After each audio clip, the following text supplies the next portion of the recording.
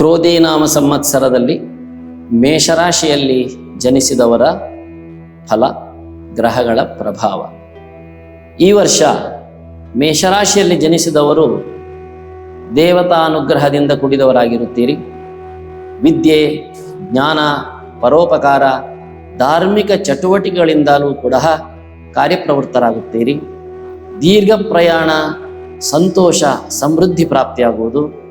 ನಿರೀಕ್ಷಿತ ಸ್ಥಾನಮಾನ ಪಡೆಯಲು, ಚರಿತ್ರೆಯನ್ನು ಉಳಿಸಿಕೊಳ್ಳಲು ಹಾಗೂ ವೃದ್ಧಿಸಿಕೊಳ್ಳಲು ಹೆಚ್ಚು ಪರಿಶ್ರಮ ಪಡಬೇಕಾಗಿ ಬರುವುದು. ಪಾಲುದಾರರ ಪ್ರಭಾವವು ಕೂಡ ಹೆಚ್ಚಾಗಿರುವುದು. ಸದಾ ಜನಪದರೊಂದಿಗೆ ಕಾಲ ಕಳೆಯುವಿಕೆ, ಅವಲಂಬನೆ ಎದುರಾಗುವುದು. ಭೂಮಿ, ವಾಹನ, ಕೃಷಿ ಚಟುವಟಿಕೆಗಳಲ್ಲಿ ಬದಲಾವಣೆ, ಅಭಿವೃದ್ಧಿ ಕಾಣುವುದು.